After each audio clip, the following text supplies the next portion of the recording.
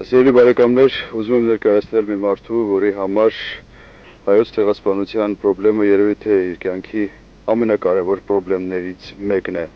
Հայտնի պատմաբան Ստեփան Պողոսյան։ Մի մարդ, որը երկար տարիներ խորհրդային շրջանում ղեկավարել է մի այնպիսի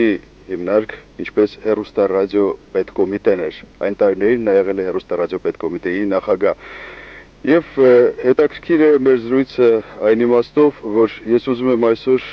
Ստեփան Կարպիչ հիշել այն տարիները, ես հիշում եմ, որ 2 օր առաջ մամուլի ակումբի ժամանակ դուք ասացիք, որ խորհրդային տարիներին այս հարցի հաշվով վետո էր տրված, բայց ես միևնույն ժամանակ հիշում եմ, որ ձեր ղեկավարած օրերին հեռուստատեսությամբ հաճախ անդրադառնում էին ցեղասպանության խնդրին, ել չեմ ասում այն մասին, որ դուք բազմաթիվ գրքերի հեղինակ եք, որոնց մեծ մասը տպագրվել է հենց այն տարիներին։ Ուզում եմ նաև հիշել այն հաղորդաշարը, 15 օր հաղորդաշարը, որը դուք պատրաստեցիք Ռոբերտ Մարուսակալյանի հետ, եւ այդ հաղորդաշարի համար դուք արժանացաք Հայաստանի Սովետական Սոցիալիստական Հանրապետության պետական մրցանակի։ Այն ինչպես էր ձեզ հաջողվում այն տարիներին այդ հարցի շուրջ խոսել այդքան շատ, քանի որ իրոք արգելված էր, համաձայն եմ ձեզ հետ։ Գիտեք, հասկացողության մեջ կա մեզ բոլորիս վերջին տարիները հաճախ են ասում 60-ականների սերունդ։ Հայերի համար 60-ականներ հասկացողությունը մի քիչ ուրիշ նշանակություն ունի։ Դա առաջին հերթին Եղեռնի 50-ամյակներ։ Դուք չեք հիշի, բայց մեր սերնդի մարդիկ լավ են հիշում։ Մենք մինչև 65 թիվը Եղեռնի մասին ահավոր քիչ բան գիտենք։ Եվ որ խղճով ասեմ, դրանով առանձնապես չենք էլ ապրում։ Բայց եկավ մի սերունդ, ես առաջին հերթին նկատում եմ Պարուս Սևակին, Լուսինե Զաքարյանին։ Եվ այն, որ Սփյուռքում վիթխարի շարժում ծավալվեց Եղեռնի 50-ամյակը նշելու համար, ու 65 թվականի ապրիլի 24-ին, երբ Երևանի, ոչ միայն Երևանի, մեր հանրապետության մեծ թվով մարդիկ փողոց դուրս եկան հանրահավաքի Եղեռնի 50-ամյակը նշելու համար։ Դա ուղղակի շրջադարձ եղավ մեր մարդկանց մտածողության, հոգեբանության, ազգային դիդակտիկության եւ մոտեցումների մեջ։ Եվ մենք դասյակվեցինք հենց այդ նոր հողերով, նոր ժամանակով։ Բայց որովհետև միայն տարվելը քիչ էր, Եղեռնի մասին մեզ մոտ գրականություն գրեթե չէր ստեղծվում, իսկ արտասահմանում ստեղծված գրականությունն էլ չէր բերվում, չկար, մաչելի չէր մեզ համար։ Այդ բաց պետք է լցնել, այդ բացը լցնելու առաջի խոշոր գործ եղավ Մկրտիչ Ներսյանի կազմած փաստաթղթերի ժողովածուն Եղեռնի վերաբերյալ, որից հետո վիթխարի գործունեություն ծավալեց Ջոն Սահակյանը։ Եվ պետք է պատշաճը հատուցել Ջոնին, այն եռանդով ու արտավերությամբ, որ դա աշխատեց այդ տարիներին, դժվար է պատկերացնել։ Ստեղծվեցին մի քանի ֆունդամենտալ գործեր հայկական հարցի, հայկական ցեղասպանության մասին։ Բայց այնուամենայնիվ, եթե չասեմ շատ խիստ արգելվում էր, Եղեռնի մասին գրել, Եղեռնի մասին հաղորդումներ ստեղծելը չէր կաջալերվում եւ վատ էին դրա վրա նայում։ Ես հիշում եմ, երբ ինձ նշանակեցին հեռուստատեսության եւ ռադիոհաղորդումների պետական կոմիտեի նախագահ, դա 70 թիվն էր։ 71 թվի ապրիլի 24-ին մենք հեռուստատեսության ամբողջ ծրագիրը կազմեցինք նվիրված Եղեռնին։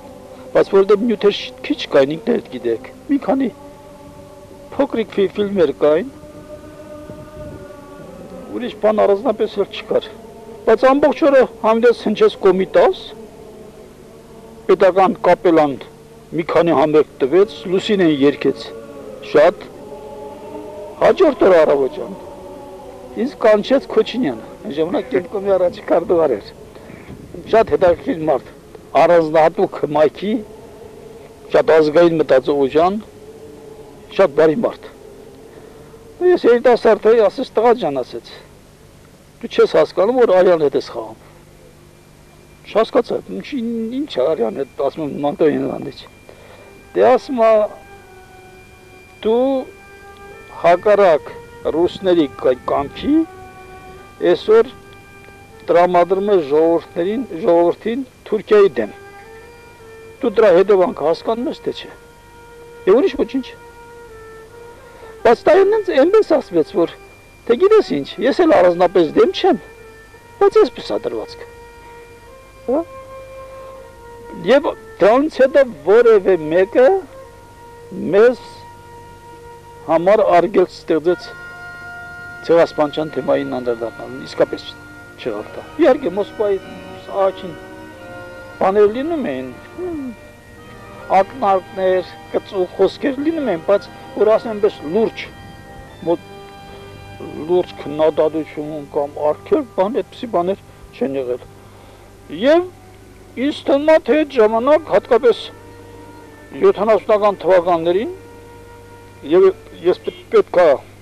իրապես պատշաճը հատուցեմ Դեմիրճյանին, նա այդ հարցում պատրաստ էր հարվածների վրա վերցնել, բայց երբեք չարկել էլ այն ինչ որ այս ժողովրդին պետք է։ Եվ դա հնարավորություն ստեղծեց, որ գիտեք ինչ, շատ տարվական բան է, Ջոնի Գրիչը թանակը դեռ չորացած գիրքը լույս էր տեսնում։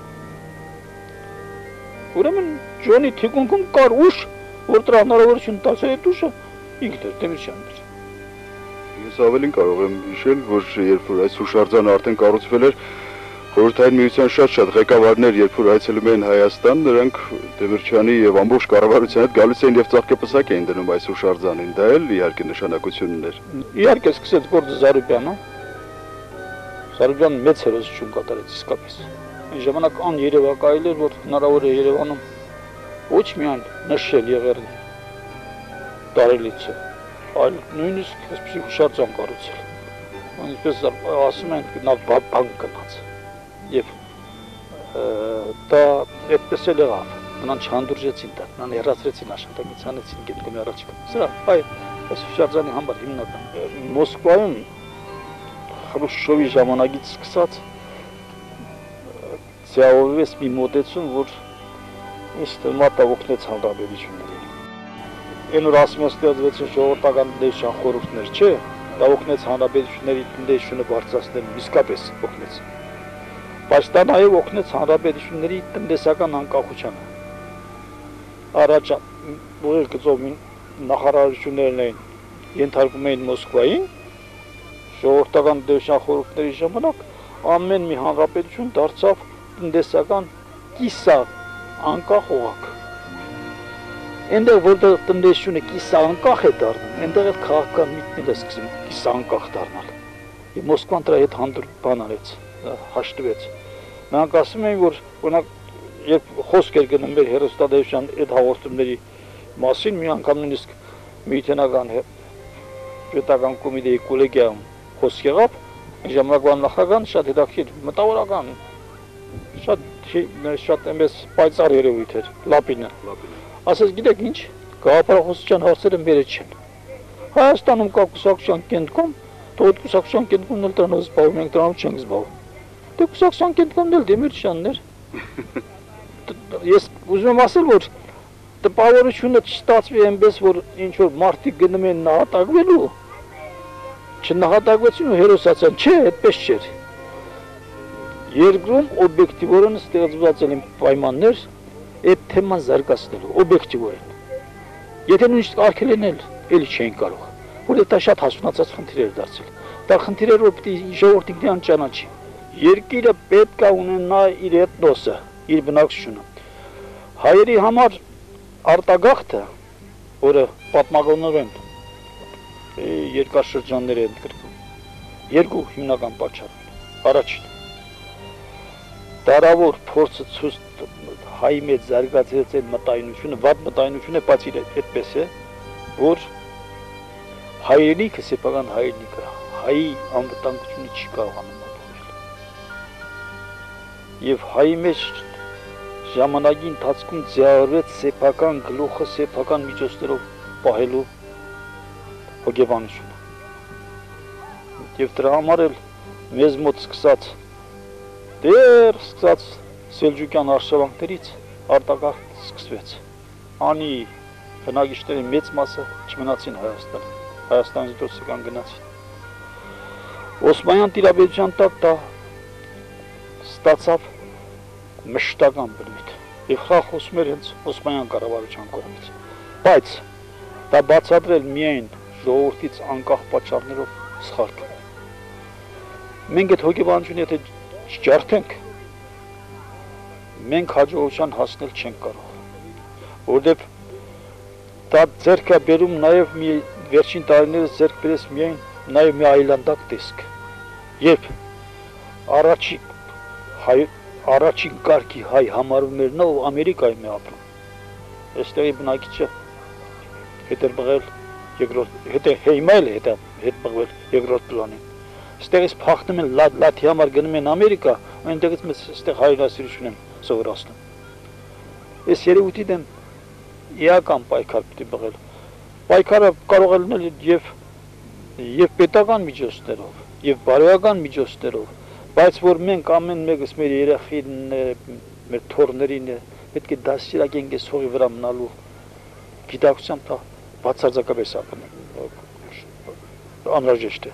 Թե չէ Հայաստանում հայ չի մնա։ Վերջին հաշվով չկա երկրորդ մի երկիրը, որը այդպիսի բնակչության այդպիսի շարժում ունենա։ Դեպի դուրս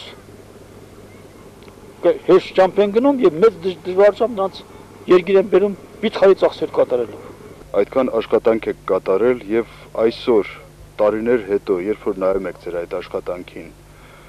կա գոհ եք այդ աշխատանքից, այսինքն հասակ ինչ որ բանի։ Չեմ կարծում, թե լրիվ հասած լինենք դրան ինչին ձգտում ենք, որովհետև վերջին հաշվով մենք այսօր ցեղասպանության մասին ես նկատում հատկապես ժապավենային նյութը այդ հիմնախնդրի մակարդակի նշանակությանը համապատասխանող կինոնկարչություն։ Մենք վերջին հաշվով չունենք նաև մի շատ չկատարեցինք մի շատ կարևոր գործ։ Մենք չկարողացանք Հայաստանում հավաքել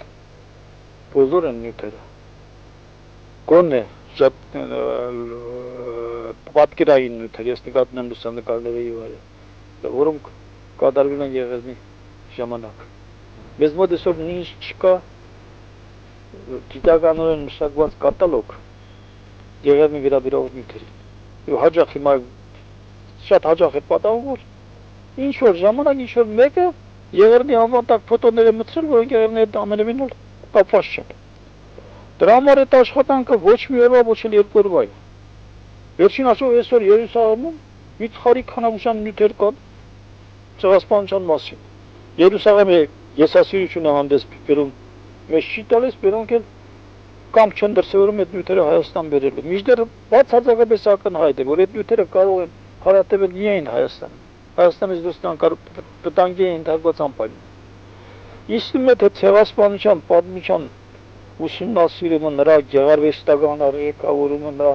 փաստավավերական լուսաբանման ժամանակները նոր են ստի։